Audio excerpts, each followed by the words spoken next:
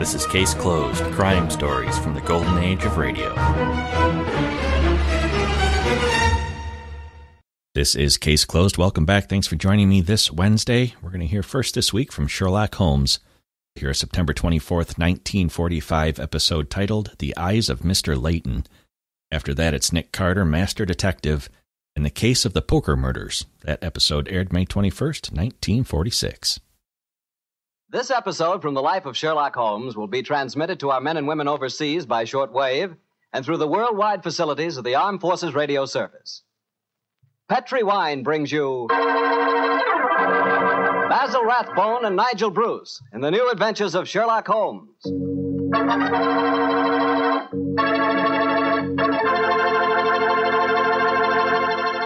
The Petri family, the family that took time to bring you good wine, invites you to listen to Dr. Watson tell us another exciting story about his good friend, that master detective, Sherlock Holmes. And I'd like to tell you something that maybe you already know. The fact that America's favorite wine is port wine. Did you know that? If you didn't, you'll know why port is the way out front favorite if you'll just sample some Petri California port. You just look at that Petri port and you know it's good. That wonderful, deep, rich red color. And Petri port is so clear. Just hold it to the light and you can sort of see right through the glass. But what you want to know really about a wine is how does it taste? And I'll tell you something. I've never yet been able to find the adjective that'll do Petri port justice. It's wonderful, honest. You've just got to taste it for yourself and find out for yourself. You'll love that Petri port in the evening after dinner when you're sitting around listening to the radio.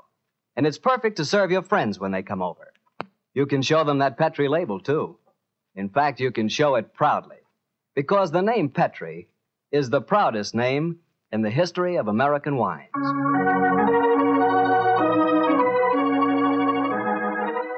And now for our weekly doctor's visit. Let's see... No, Mr. Bartell. Don't say let's see if he's expecting us. You know I always expect you at this time on Monday evenings, my boy. So draw up your usual chair and settle down. Thanks, Doctor. That's it. All alone this evening, Doctor? Where are the puppies? Out on the patio. They had a most unfortunate encounter with a dead seal on the beach this afternoon. In consequence, they're a little malodorous, shall we say. In that case, Doctor, perhaps we'd better change the subject. So, suppose I ask you about tonight's new Sherlock Holmes adventure. Well, my boy, as I told you last week, the story took place in the foul alleyways of Limehouse. It was there on a foggy December evening in 1890 that my story began. An old friend and patient of mine, Isa Whitney, had disappeared, and his distraught wife had come to me for help. Knowing the man to be the victim of the shocking habit of taking opium, I suspected that I might find him in one of the vile dens inhabited by the dregs of the waterfront. And so, Mr. Bartell, about 5 o'clock on that December evening, I began my search. After an hour of fruitless wanderings, I found myself in a vile alley called Upper Swandam Lane. I could hear the distant moans of the riverboats as I walked, eyes alert, and hand on the revolver in my coat pocket.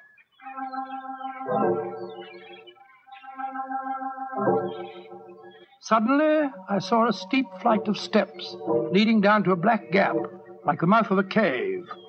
I walked down them.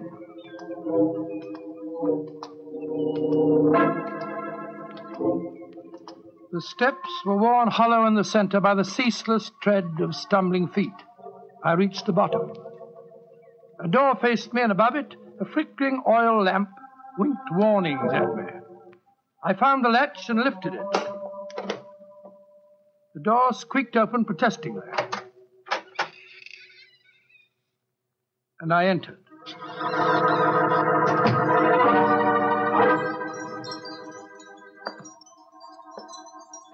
There was a tinkle of Chinese wind bells as I walked towards a long, low room. A strange sight met my eyes. Through the gloom, thick and heavy with the brown opium smoke, I saw that the room was terraced with wooden berths, like the forecastle of an emigrant ship. Out of the shadows, there glimmered little red circles of light, now bright, now faint, as the burning poison waxed or waned in the metal pipes. Bodies lay in strange, fantastic poses. Bowed shoulders, bent knees, heads thrown back. The attendant came up to me with a pipe and beckoned me to an empty berth. I haven't come here to smoke your filthy drug. I'm looking for a friend, Mr. Isa Whitney. No, Mr. Whitney here. Well, I'm going to search the place. You must not disturb the I'm priest. carrying a revolver, so you'd better not argue with me, my good man. Out of the way. I searched that filthy den, but found no trace of my missing friend. As I was leaving in despair, a long shaking hand reached out and plucked at my sleeve. I turned, and there, sprawled in a berth, was the wreckage of a man, his gaunt face yellow and twitching, his clothes filthy and ragged, and the pupil of his eyes like pinpoints. He spoke to me in a thin, quavering voice. For heaven's sake, get me out of here. Now, look here, my man. Don't say you won't help me, Governor. Ain't you got an heart? Please help me, Governor. Take me out of here. Strike me pink, I'm going to bomb me, I tell you. Oh, what must you expect if you indulge in this filthy habit? Take me out of here, Governor. I'll go straight this time. Cross me out, I will. Oh, very well. Come along with me. I suppose it's my duty to help you. Ah, bless you, Governor. Here you are. Here, now, give me your arm. You cannot take him away. He owe me money. That's a bleeding lie. I paid him when I come in, I did. He cannot go with you, mister. You remember what I said about my revolver, you blackguard? If I have any more trouble with you, I'll fetch the police. Come along. He owe me money. He owe me money. Infernal scoundrel, owe me money. Tell him all proper, Governor. And I hope you didn't.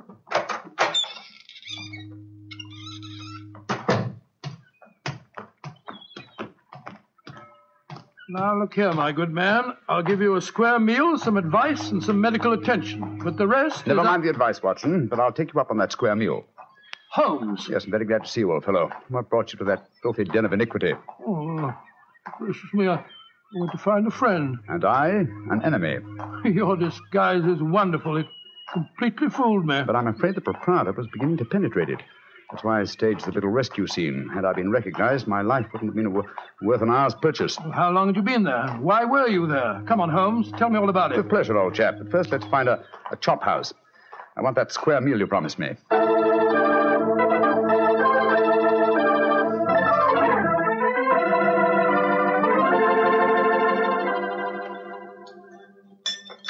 An excellent meal, Watson. Yes, they're surprisingly good for such a shoddy-looking place. Well, Holmes, now perhaps you'll tell me what you were doing in that opium den.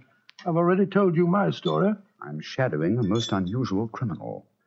A man who haunts the opium dens. Yet I know that he himself is not an addict. Well, I don't see anything very criminal about that. He might be looking for a thrill, or perhaps he's one of those writer fellows or something. But this man pretends to be an addict. I watched him closely. He fakes his smoking, and grease paint has enabled him to simulate the characteristic pallor of a drug victim. He even affects the typical mannerism of nose-scratching, but it's his eyes that give him away. The pupils are wide open, I suppose. Exactly, old fellow. Whereas, if he were really addicted to the drug, they would, as you know, be contracted. I myself always treat my eyes with a special kind of drop on the occasion when, I have to enter these dens. Why does a man haunt an opium den in order not to smoke? That, my dear Watson, is the problem that I intend to solve. Perhaps the fellow's a policeman or a private detective like yourself, Holmes. I've already checked on those possibilities. No, Watson, I believe there is only one answer. I believe the man is planning a murder. A murder?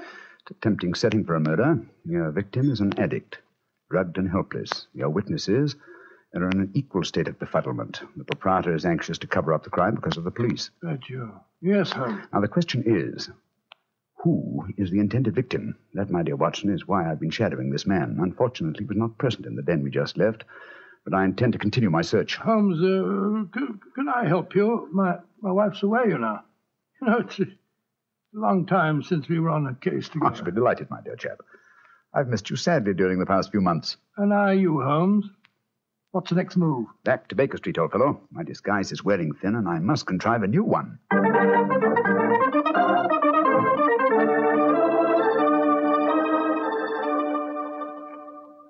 New disguise, eh? Well, which one shall it be, Watson? Well, how about the old flour cellar? I love that one. Well, it's pretty fresh, Yes, Varlet. that's well. Oh, no, my dear fellow, no. Hardly appropriate for an opium den. In any case, the clothes are so wretchedly uncomfortable. Well, how about the music hall singer? Oh, that chap, yes. Oh, I don't want to be beside the seaside. Oh, I don't want to be beside the sea. I don't want to stroll along the prom where the brass band plays tiddly-um. Oh, confound it. Who can that be? You weren't expecting anyone, were you? No. This is just like the old days. The doorbell ringing, Mrs. Hudson toddling off, and bringing up some poor devil in trouble and... You say that rather wistfully, old fellow.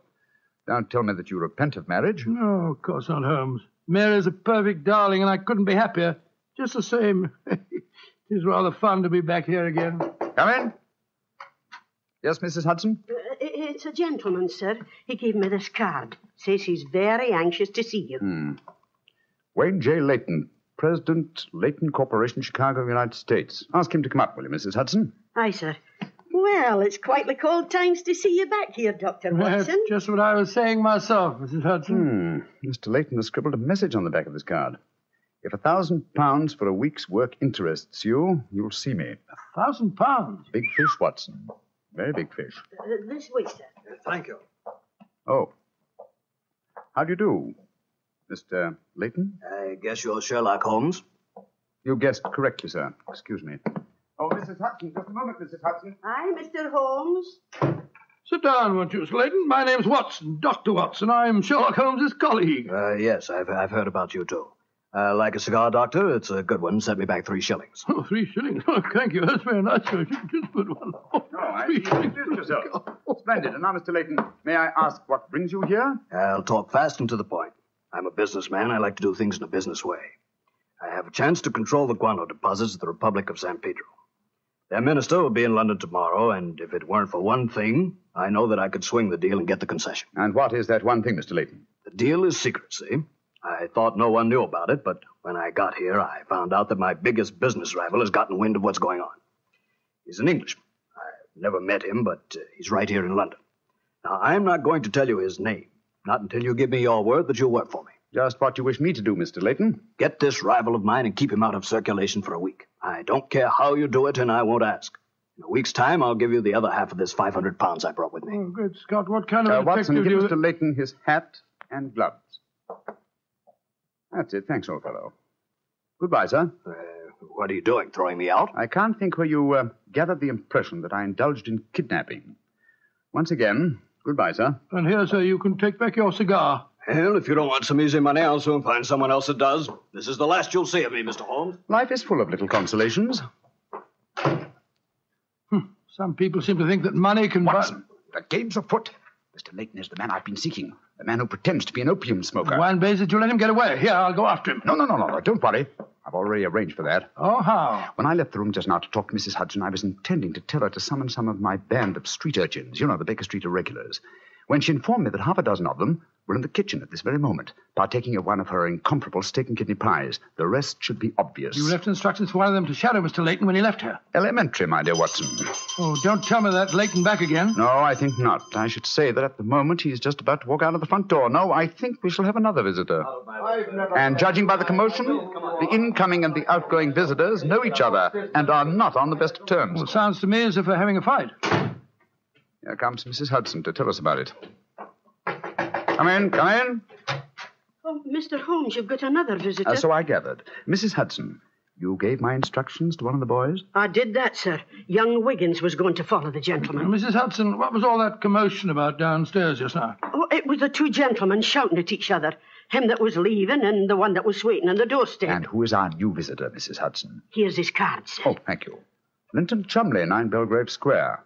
Well, ask him to come up, will you, Mrs. Hudson? Very well, Mr. Holmes. Oh, one thing more. Yes, sir. Please instruct another of the Baker Street irregulars to follow this Linton Chumley when he leaves here and report to me. All right, sir. You're taking no chances, Holmes, eh? You're having this fellow shadowed, too. Layton is a potential murderer. Of that I'm convinced. This Mr. Chumley might possibly be his intended victim. While we're talking to him, Watson, old fellow, I want you to be sure to look at the condition of his eyes. Yeah, I certainly will. Come in. Oh, good evening, Mr. Chumley. Are you Mr. Sherlock Holmes? I am. This is my colleague, Dr. Watson. How do you do, sir? That was Wayne Layton that was just left here, wasn't it? Won't you sit down, sir? Thank you. I don't want to sit down. All right. You needn't answer my question, but I know it was Layton. I've never met him, but I've seen his picture in the newspapers. Oh, very well, then, sir. It was Wayne Layton. I know why he came to you. He's trying to have me put out of the way while he closes that deal on the San Pedro and Guana concession. Now, look here, Holmes. You've got to be on my side. Whatever fee he offered you to dispose of me, I'll double it if you'll take care of him for a few days. Oh, dear me, this is becoming monotonous. Watson? The hat and gloves? Thank you, old chap. That's right. Good night, Mr. Chumley. Look here, Holmes. I'll treble his fee. I'll quadruple it. My dear Mr. Chumley, I have accepted no fee from Mr. Layton. I don't propose to accept one from you. Your hat and gloves, sir? That man is out to kill me, Holmes. Well, if you won't help me, I'll go to the police. That's an excellent idea, Mr. Chumley. Again, good night. Did you notice his eyes, Watson? Yes, the pupils were contracted. He's obviously an opium addict. And also a potential corpse. What do we do now? Wait for the irregulars to report? No, you'll return home for your medical bag. I have a feeling that you'll need it before the night is out. Then come back here. If I've gone before you return, I'll send one of the irregulars to bring you to wherever I may be. Wait until you receive a message from me. On your way, old chap. There's work ahead of us.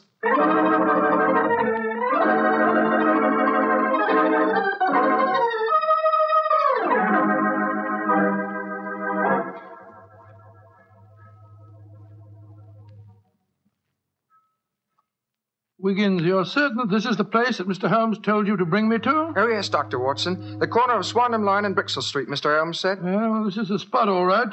I don't see any sign of him. Hello? This old woman coming towards us. So that's the disguise he chose. Oh, spare me a few coppers, will you, mister? My feet hurt something awful, and I ain't had a bite of food all day. No, you don't, Holmes. You can't fool me this time. As a matter of fact, your makeup isn't very convincing.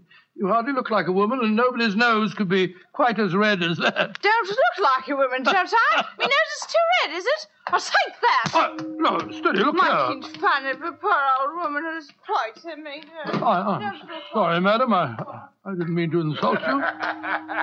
Well, matey, she gave you a bit of what for, all right, didn't she? Box your ears. No mistake about it. You mind your own business. And anyhow, why aren't you aboard your ship at this time of night? Because I'm not a sailor, Watson. It's Mr. Holmes. Great heavens, Holmes. I wish you wouldn't confuse me like this. I'd never recognized you. My dear Watson, when you're able to recognize me, it will indeed be the beginning of the end. When your eagle eye penetrates my disguise, I shall realize that my retirement is imminent. But enough of this. See that house opposite? You mean the ramshackle place with the broken tiled roof? Yes, I gave the irregulars instructions to let me know at once if our two quarries ever enter the same house at the one time. They're inside there now, and I'm going in after them. Be careful, Holmes. I better come along with you. Can't I come too, Mr. Holmes? No, certainly not. Both keep watch outside. If I need any help, I'll smash one of the windows, and then you can come in after me. Wait here for me.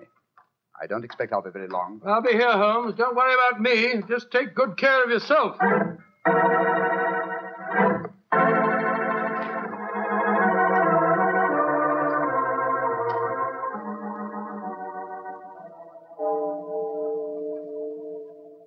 It's 1 o'clock, Doctor. Yes, I know, Wiggins. He's been in there half an hour. I'm beginning to get worried. Start going after him, sir. No, Wiggins. You know Mr. Holmes. When he gives orders, he likes them. There's the signal for help. Keep watching the house, Wiggins. I'll be out in 5 minutes. Go for the police. Right you are, sir. All right, Holmes, all right. I'm coming.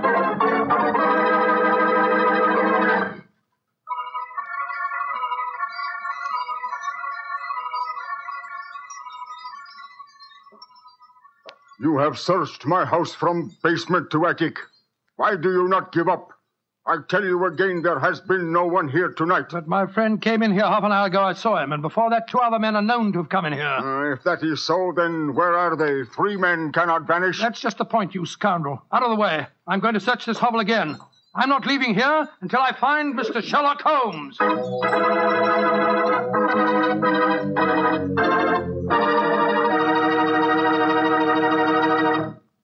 You'll hear the rest of Dr. Watson's story in just a second. And if you don't mind, I'll take that second to say just one word to the ladies. And that word is muscatel. Petri California Muscatel. I want you women to know about it because Petri Muscatel is one wine that practically every woman likes. Maybe because it's such a beautiful color, like pale gold. But I guess really because Petri Muscatel brings you the wonderful flavor of luscious, sun-ripened muscat grapes. And that's a flavor. Try Petri Muscatel after dinner, or any time as a change from Petri Port. Remember, if it's a Petri wine, you know it's a good wine.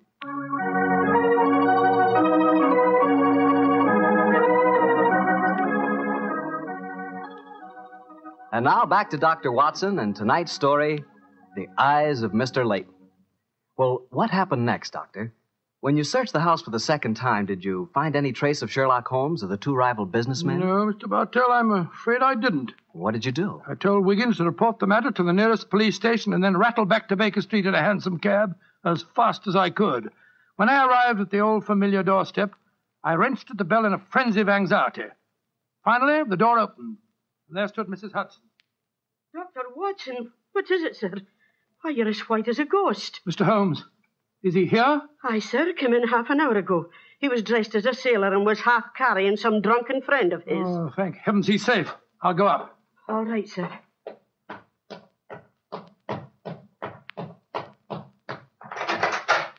Now, what's no, chap? There you are. Holmes, I can't tell you how glad I am to see you. Who's that lying on the sofa? Well, up with your bag, Watson. Oh, I'm afraid the poor devil's done for. Great Scott, it's Wayne Layton, the American fella. With a knife wound between his ribs. See what you can do for him, will you? Right.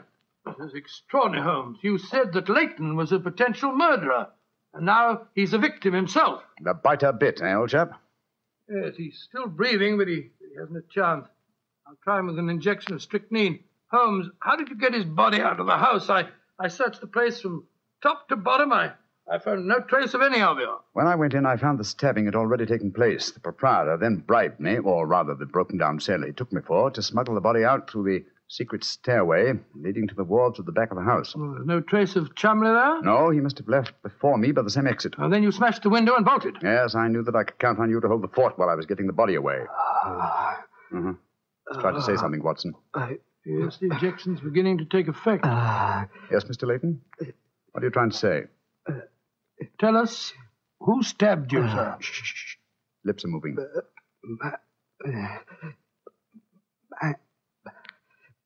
Mandalay.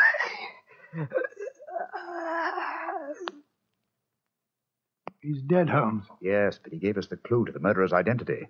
How? The word he mumbled just before he died. Sounded to me as if he said Mandalay. Precisely, old fellow. Never did a corpse give us a clearer instruction as to our next and final move. And that is? Back to Limehouse, Watson. Back to Limehouse.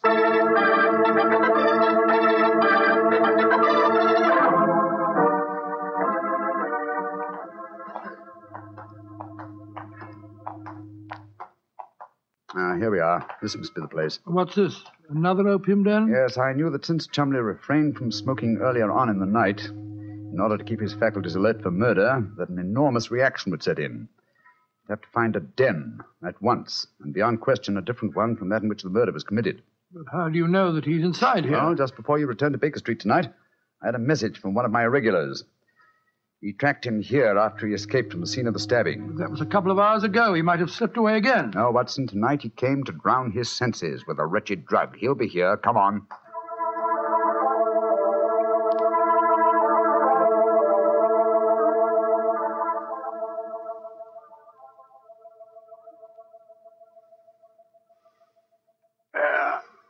That second injection of caffeine should bring him round. He's heavily drugged, but I think it'll work. Surprising what a £5 note will do, isn't it? Yes, the proprietor let us bring Chumley into this private room, and Look, he's coming too. Who are you? What do you want? Remember me, sir? I'm Sherlock Holmes. Oh, yes, I remember you. You're in serious trouble, Mr. Chumley. Very serious trouble. Trouble? What trouble? Wayne Layton didn't die. Oh. He's badly wounded, but he's going to live. He's at Baker Street now. He wants to go to the police and give evidence. You've got to get me out of this, Holmes. I'll pay you anything. 10,000, 20,000. Why did you stab Layton? He was in my way. I wanted the San Pedro concession. I meant to kill him. But we can fix it up now, can't we, Holmes? We can fix it up now. Yes, we can fix it beautifully, sir. As neat a murder confession as ever I listened to, Holmes. Exactly. Come along, Mr. Chumley. I think some night air will be good for you. We'll take you for a nice drive to Scotland Yard.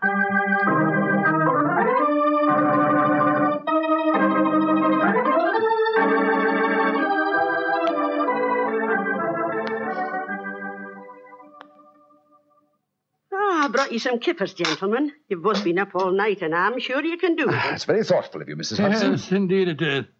What is Mrs. Watson going to say when she finds you've been out all night? Oh, don't you worry about that, Mrs. Hudson. She's very understanding. It's lucky for you that she is. Well, I'll go and leave you to your breakfast. Holmes. Yes, dear fellow? There's only one thing that puzzles me about this case. Oh, what's that? When Layton was dying, he muttered the word Mandalay. How did that give you the key to the murderer's identity? Oh, the dead American had never met Mr. Chumley, you remember, except when they bumped into each other in our hallway. Yes, he told us that he recognized him from the newspaper photograph. Being an American, he had no reason to know that the name Chumley is in no way pronounced the way it is spelt. But I never thought of that. Chumley. That name's spelt C-H-O-L, Chol, M-O-N, Mon, D-E-D, L-E-Y. Chol Mondele.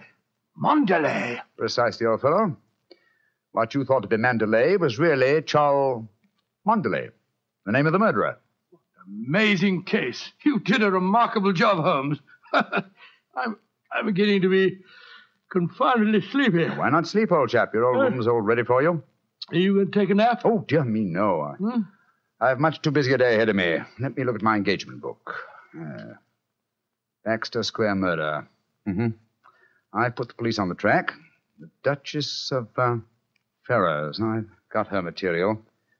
The princess who was about to run away from home. Good gracious me, let her run. The Pope's cameos. Ah, yes. His Holiness must not be kept waiting.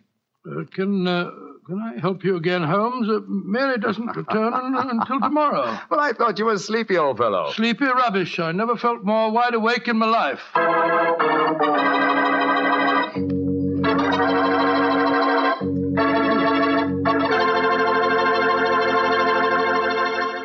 That was a swell story, Doctor. I'm glad you enjoyed it. And it was really funny when you mistook that old lady for Holmes and she slapped your face. It wasn't very funny at all. Sure it was. Come on, admit it, Doctor. Well, she did look like Holmes in disguise, you know, and you would have made the same mistake that I did. Okay. Her nose was ridiculously red, and she did look like a man. Look, Doctor, forget I ever said anything. Huh? I won't say another word. I'll keep my mouth closed forever. Oh, come on, I wouldn't do that. Mr. Bartell? Mr. Bartell? Won't you even open your mouth to finish your wine? Your Petri wine? Okay, you win. You know I'll open my mouth for Petri wine anytime. That Petri wine is always good wine. And for good reason, too. The Petri family has always owned and operated the Petri business. They've been making fine wines for 3 generations, since way back in the 1800s.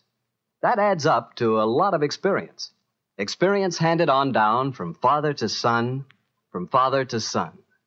The Petri family really knows how to turn luscious California grapes into fragrant, delicious wine. And that's why, no matter what kind of wine you want, I'm sure you'll like it better if it's a Petri wine. Because Petri took time to bring you good wine. And now, Dr. Watson, what story are you going to tell us next week? Well, now, next week, Mr. Bartell, I'm going to tell you a most unusual adventure that Holmes and I had in the heart of the English countryside. It concerns a corpse, a missing revolver, and a beautiful girl who was frightened of her own shadow.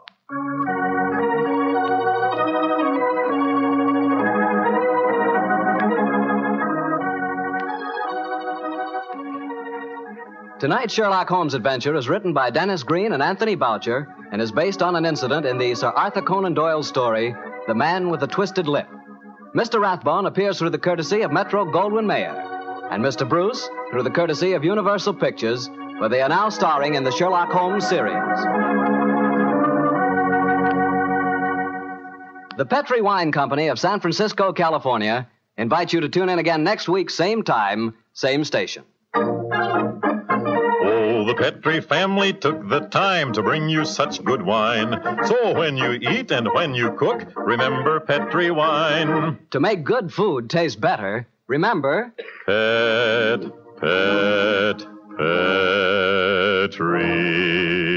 wine. This is Harry Bartell saying goodnight for the Petri family. Sherlock Holmes comes to you from our Hollywood studios. This is the Mutual Broadcasting System.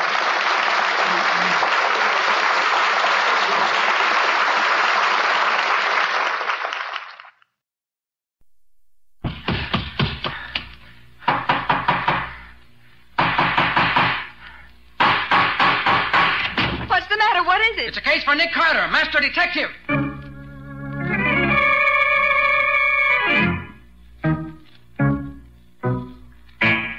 Yes, it's the case of the Poker Murders. Another case for that most famous of all manhunters, a detective whose ability at solving crime is unequaled in the history of detective fiction.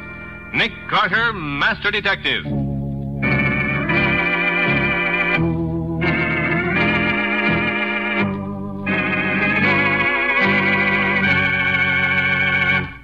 Deep in the waterfront section of the city, there lies a condemned slum area. The streets dark and deserted, lined with empty, crumbling tenements. Deep in a grimy tenement deep within, a masked man sits in a hidden room and plays solitaire. This is the sinister master of crime known as the Ace of Spades.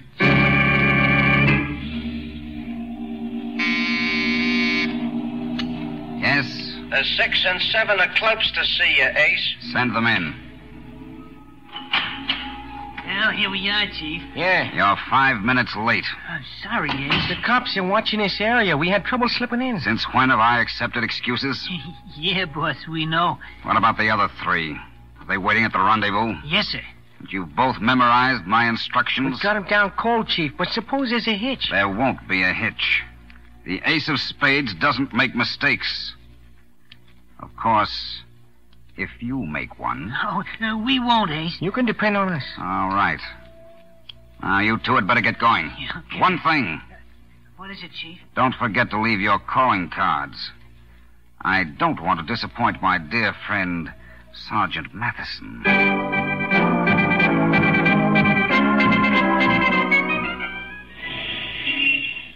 Extra! Extra!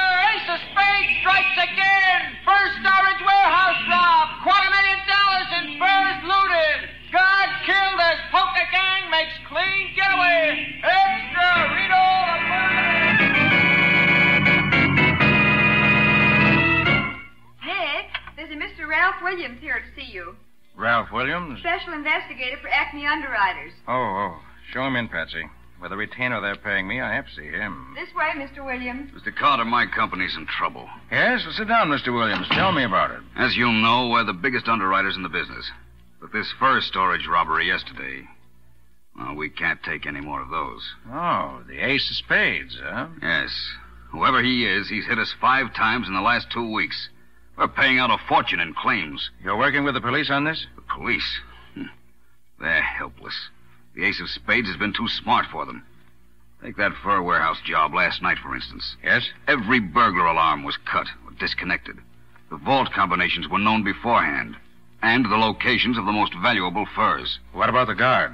Was he one of your own operatives? Yes, one of our best men, too. They locked him into one of the refrigerated vaults. Mm-hmm. The Ace of Spades men leave the usual calling cards? Yes. It was a 5-man job, apparently. They left the 6, 7, 8, 9, and 10 of clubs. Oh, straight flush. It's a pretty high poker hand. Among his other accomplishments, our friend seems to have a perverted sense of humor. Well, it's a brand of humor I can't say I relish. Mr. Carter, will you help us with the case? I will. Tell you the truth, Mr. Williams, I was just about to drop down and discuss it with my old friend, Sergeant Matheson, in the Homicide Division. You see, the gentleman who calls himself the Ace of Spades interests me no end. I'm looking forward to meeting him personally.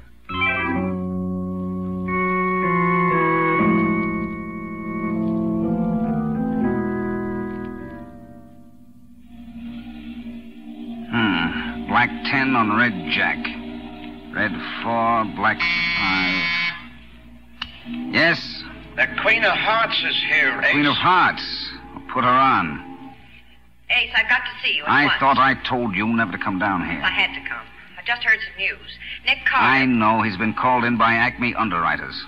How did you know? I make it my business to know everything, my dear. But, Ace, Nick Carter's clever, dangerous. Yes, I know. It will be intriguing to match wits with him. Now then, my dear, you'd better run along. You've work to do tonight. Aren't you even going to see me? I'm sorry, but I'm busy. I know. You're playing solitaire. Sometimes I think you love that game more than you love me. Come, my dear. There's no basis for comparison. Solitaire, like every other card game, is relaxing. Women, when they're as lovely as you, are exciting. Ace, please. Good night, my dear.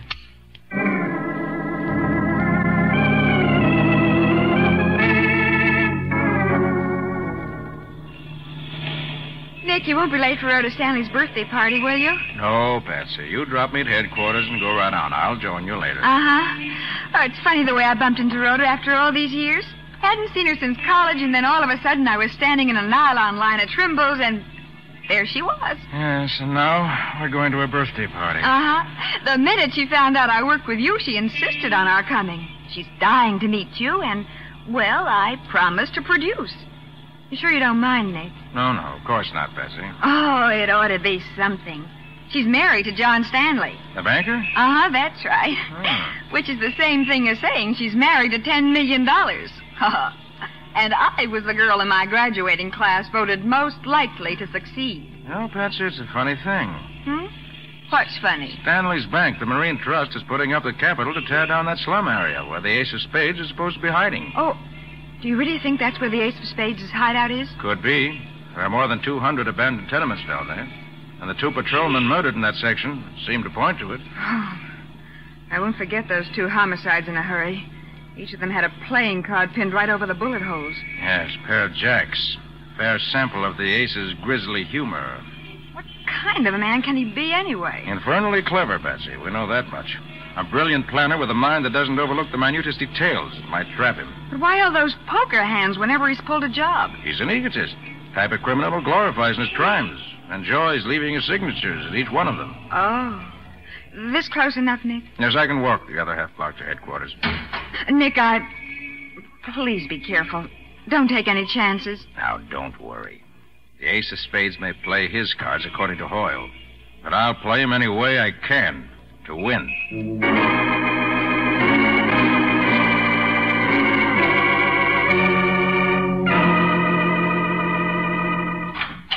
Hi, Matty. Oh, Nick. Well, to tell you the truth, for once, I'm glad to see you. This Ace of Spades has really got me on the merry-go-round. First, he knocks over 2 of our best cops.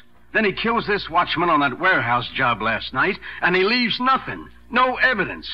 Except those blasted playing cards. Yes, I know. Nick, I tell you, this Ace of Spades is like a ghost. This whole case like a nightmare. Matty, have you got the cards his men left? Yeah, here they are. Common pattern. They sell hundreds of decks like this all over town. What about the... Fingerprints? Yes. No, none. We powdered every card. Even used the iodine test. Nothing doing. Suppose you searched that abandoned slum area. Look, are you kidding, Nick? Of course we did. The night Burke and Finnegan were killed, we went through it with a fine-tooth comb. A devil of a job it was, too. As I can imagine. Inasmuch that place has been blacked out ever since the city decided to dismantle their street lamps in the area to save electricity. Yeah. With all these hundreds of empty tenements, the Ace could change his headquarters at will. Why, you could drive a car through there with the headlights turned off and never be seen. Yeah, I know. That's what makes it tough. The place is as black as, the Ace of Spades. I got a couple of men down there now nosing around. Not that I expect to find anything. Homicide, Sergeant Matheson. Nolan's calling in from a call box down in that tenement area, Sarge. Yeah? Shall I switch you on? Yeah, I'll talk to him. Hello, is that you, Sarge? Yeah. What is it, Nolan? O'Connor's and myself saw a light in one of these here tenements. What? Are you sure? Yeah, positive. The light's gone now, but we got the place spotted. Shall we go in and investigate? No. Now listen, Nolan. You and Connor stay there and keep your eyes peeled on that tenement. Yeah? I'll be right down with the squad. Okay, Sarge. We'll be on the corner of the... Hey, Sarge, say... Nolan!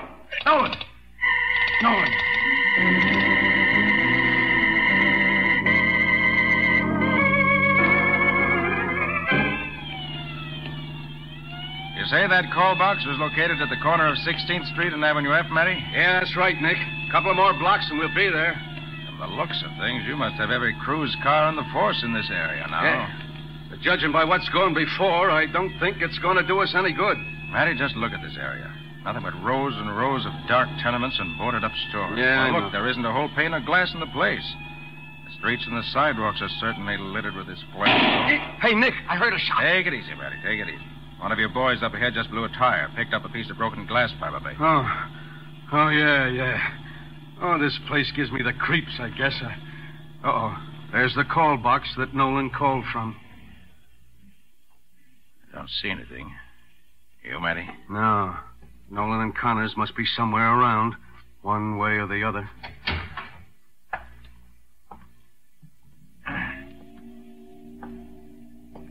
Better hug the walls, Matty. Yeah. Right now we're out in the open like a couple of sitting pigeons. The ace...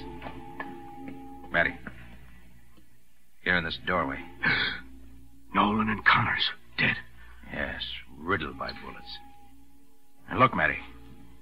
The ace left his usual calling cards.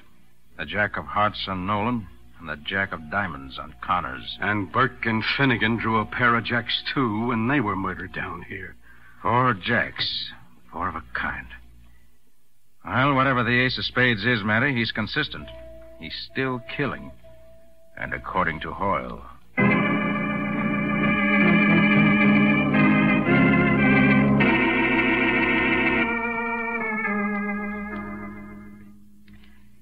Patsy, what's happened to the master detective you promised to produce tonight? Well, I can't understand what's keeping Nick, Rhoda. He was supposed to be here long ago. Well, we won't worry about it.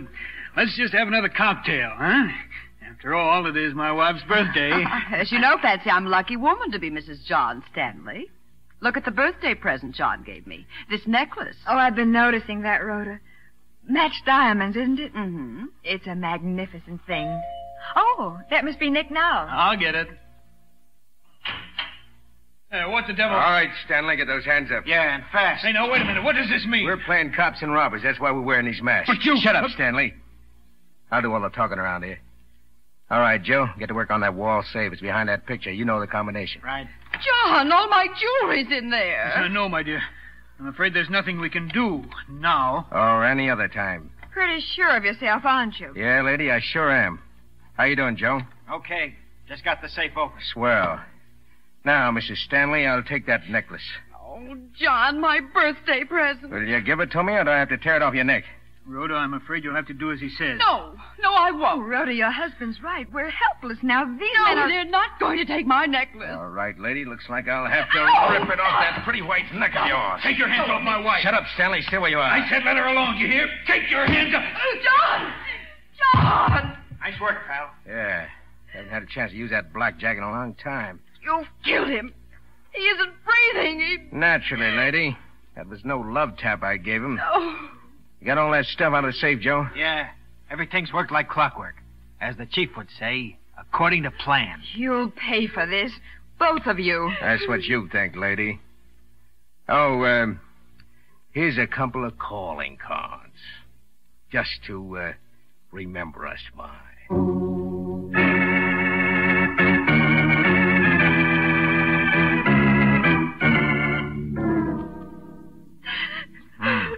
So they left the ace of hearts and the ace of clubs, huh, Patsy? Yes, Nick, and both of the men were masked. We couldn't tell who they were. They hit John. They killed him. He tried to protect me. Oh, now, Rhoda, don't try to talk. You've had a terrible shock. Just lie back on the couch and try to rest. The doctor will be here soon. John. I'm sorry, Mrs. Stanley. But someday you'll have the satisfaction of seeing those killers go to the chair. Nick, one of those crooks said everything went according to plan. Do you think the ace of spades planned John's murder? Yes, Patsy, I do. But it was so wanton. Whenever the ace of spades kills, he kills for a reason. He isn't the type to kill just for the pleasure of it. Now, Patsy, did you notice anything about these thugs? Anything unusual that might give us a clue? Well, no, they were both masked, about medium height, wore black gloves, and... Wait a minute, Nick. Yes? I do remember something now. When the man who hit John with the blackjack raised his arm, I saw his cufflinks. And what about them? They were little black aces of clubs. Unusual. Did they look expensive? Oh, yes, very. And not the usual kind of thing you'd pick up in a jewelry store. Probably made to order. Patsy, you're magnificent. I am, Nick? You are. You've stumbled on something we've badly needed in this case. A good lead. From now on, we're going to play a little game. A little game? Mm-hmm. Of what? A little game of poker.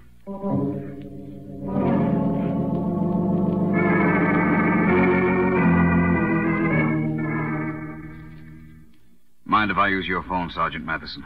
Oh, not at all, Mr. Williams. Sergeant, my company is demanding action from you and Mr. Carter here. Yes. Now, wait a minute, Mr. Williams. Frankly, we can't wait for anything much longer. You realize the losses Acme underwriters are taking? Hello. Hello, Boulevard Garage. This is Mr. Williams. Is my car ready? What? 2 new tires? I see the old ones are pretty badly cut up, eh? Well, that makes 3 new tires in all. Uh-huh. Well, all right, go ahead. I suppose it can't be helped. Car trouble, huh? Yes, but that's the least of my worries, Mr. Carter. My firm's insured the Stanley jewels along with that diamond necklace for almost $100,000. Unless you nail down the ace of spades pretty quickly. Well, might as well try to nail down a ghost. We'll do what we can, Mr. Williams. I've got a lead on him now, I think. What lead? Well, I'd rather not say until I'm sure it'll be of value. Very well. I don't care how you get the ace of spades as long as you get him. And soon.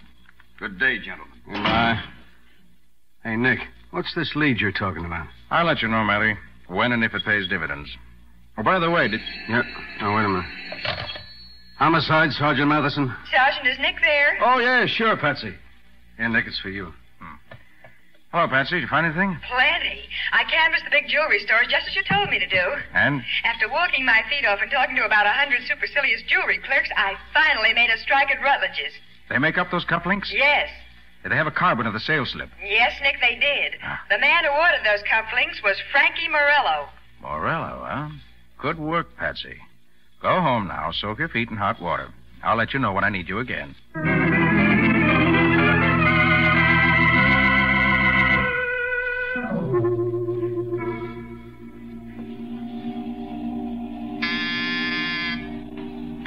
Yes? The Ace of Clubs is here to see you. Send him in. Hello, Chief. You sent for me? Yes, Frankie. Sit down. Thanks. Well, Chief, how'd you like the way Joe and me pulled off that Stanley job, huh? That's an interesting pair of cufflinks you're wearing, Frankie. Little aces of clubs, eh? Yeah, pretty neat if I do say so. Had 'em made to order. That was very careless of you, Frankie. Ace, what do you mean by that? You wore them on the Stanley job. You gave Nick Carter a clue. You'll find out who you are sooner or later. Yeah, but Chief, Nick Carter's a dangerous man with a clue, Frankie. Now he hopes to get at me through you. It's going to be embarrassing to have you around. Hey, Chief, I didn't wear these cufflinks at the Stanleys. I swear I didn't. Oh, didn't you, Frankie? No, you gotta believe me. Yeah, Ace. Send in the Queen of Hearts. Right. What? Meet the Queen of Hearts, Frankie. You? Yes, Frankie. It's I. Sorry, Frankie. Chief, no. No!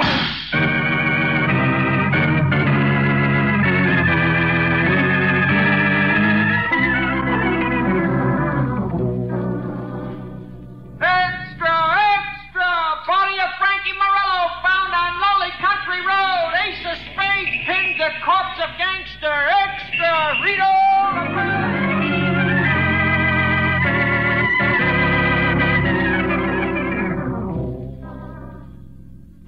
A fine state of affairs, Nick.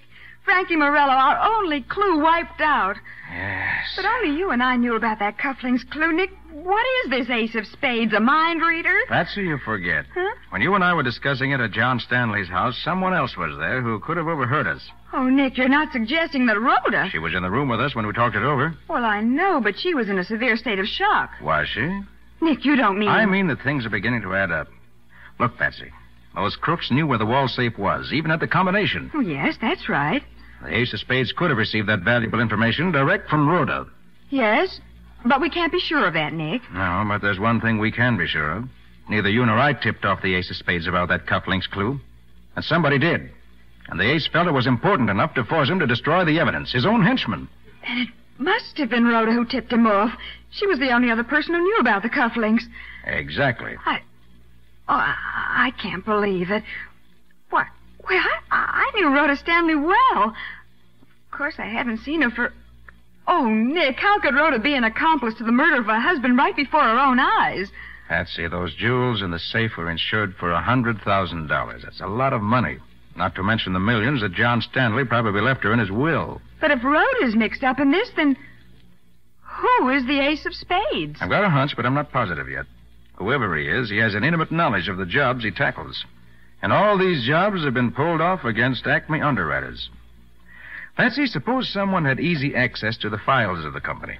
Files? Yes, on banks, first storage vaults, and other properties, giving their floor layouts, burglar alarm setups, and so forth. A clever crook could pull off a nice, clean job with this information, couldn't he? Yes. Oh, but there might be any number of men who'd have access to this information. Adjusters, executives, insurance actuaries, any number of people on the inside. True, but we can narrow it down further. This man, this ace of spades, would not only have to be an inside man, he'd have to be someone who got around on the outside, too. Knew all these places by actual experience because he'd visited them.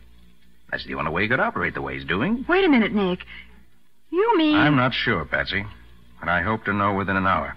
Come on, get your hat, let's go. Go? Go where? To the Boulevard Garage. That's where Ralph Williams keeps his car.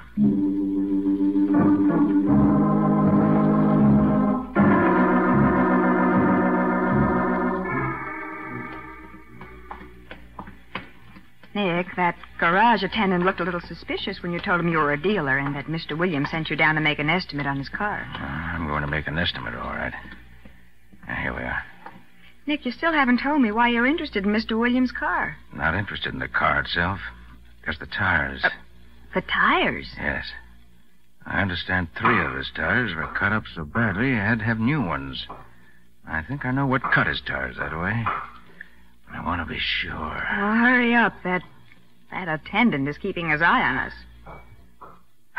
Patsy, I've found what I've been looking for. Nick, I just don't get it. Here, take a good look at all 4 of these tires. Huh? See the glass particles in the treads? There's old tires, full of them. Yes, but what do they mean? I mean that Mr. Williams has been driving this car over roads littered with broken glass. And the only place in town where there are roads like that is in the abandoned slum section. Then, Nick, what you're saying is that Ralph Williams is the ace of spades. Yes. And I'd bet every poker chip in the pot on it.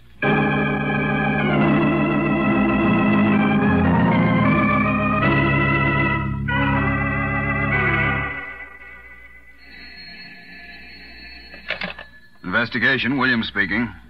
Who? Claims Department. Oh, yes, Mr. Redden. Funny, I was just talking to Mrs. Stanley. She's right here in my office now. No, we haven't been able to break that Stanley case. The ace of spades got clean away with those jewels. Huh? I know it's a lot of money, but we're licked and we'll have to pay the claim. Yes, I know, and you're perfectly right. But even Nick Carter's fallen down on this one. All right, Mr. Redden. Goodbye. Well, my dear, it looks as though you're in. They're going to okay the claim. When will it come through?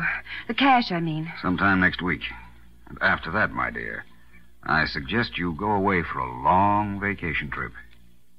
In fact, I think I'll join you myself. It's, getting pretty warm in town. Yes, come in. A messenger brought this letter for you, Mr. Williams. Oh, thank you, Miss Hamilton.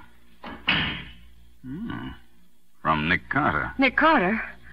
I wonder what he wants. Oh, now, my dear, nothing to be nervous about. Let's see. There's nothing in it but a playing card. Yes. But look at that card. It's the Joker.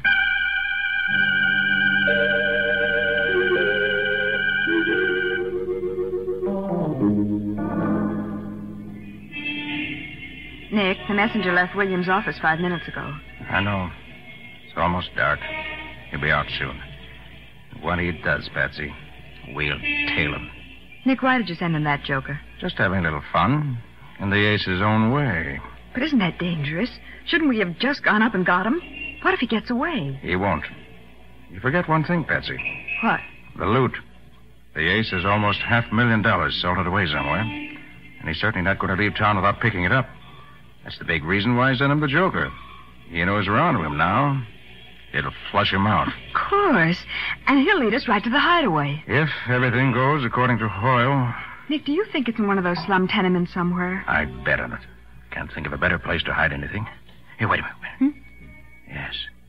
Here comes Williams out of his building now. Yes, and Rhoda Stanley's with him. They're getting into a taxi. All right, Betsy. Here we go.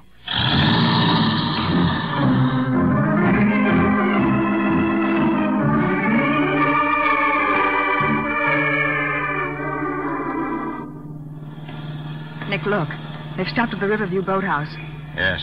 They're getting into a launch. But I don't understand. This means they're not going to the tenement area. On the contrary, Patsy. You forgot one thing.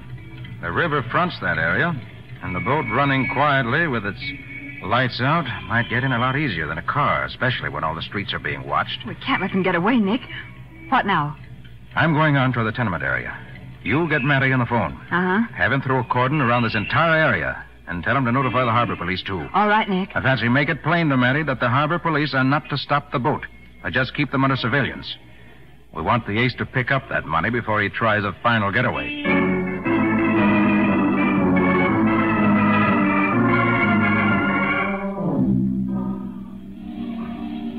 Well, Nick, it worked out just as you figured. The Ace of Spades came off that boat and went into that 5-story tenement right across the street there. Yes, lucky your men were posted onto those docks, Matty. Otherwise, we might have missed him. Well, the Stanley woman's waiting in the boat. We can pick her up later just as soon as we... Hey, Nick. Huh? The Ace of Spades is coming out. Get back into the doorway. He went in empty-handed and came out with a suitcase. Yeah, that's the swag, all right. Well, here goes. Just a minute, Ace. What? No! Drop that gun! Drop it, I say! Nice shot, Matty. Winged him in the arm. Yes, sir. You trumped the Ace of Spades neatly.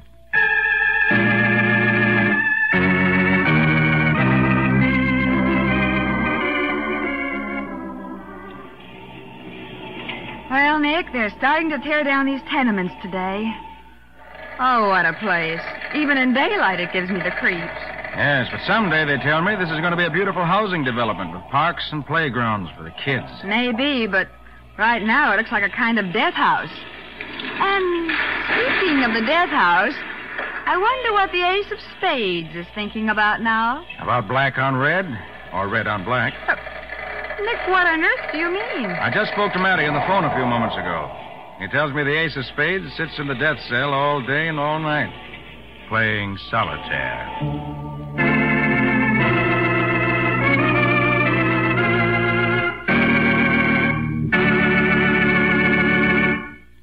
Say, Nick, how about giving us a few of the ingredients that make up your story for next week? Why, sure, Hugh. Take a beautiful young girl who's positive she's going crazy, just as her mother did before her. Then add her boyfriend, who refused to believe she was losing her mind in spite of the evidence to the contrary. Mix them together, and add a country doctor who alone knew the secret behind it all. And you have the tense and unbelievable situation with which Nick was faced. And what do you call this witch's brew, Nick? I call it The Case of the Demented Daughter.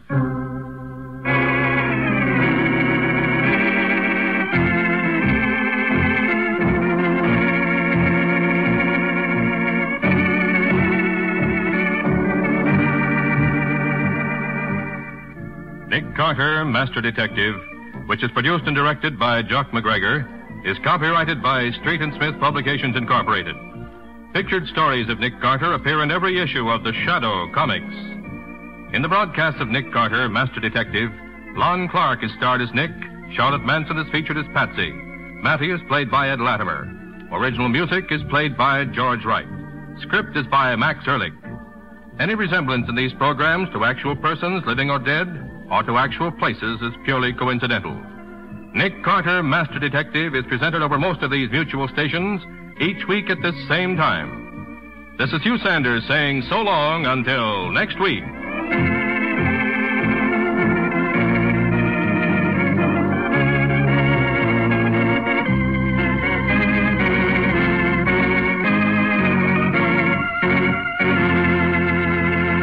This program was heard in Canada through the facilities of the Canadian Broadcasting Corporation.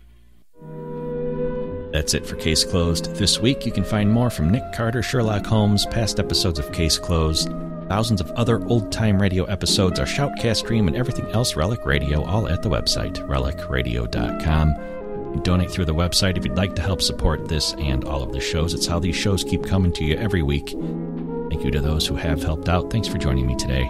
Talk to you again next Wednesday with another episode of Case Closed.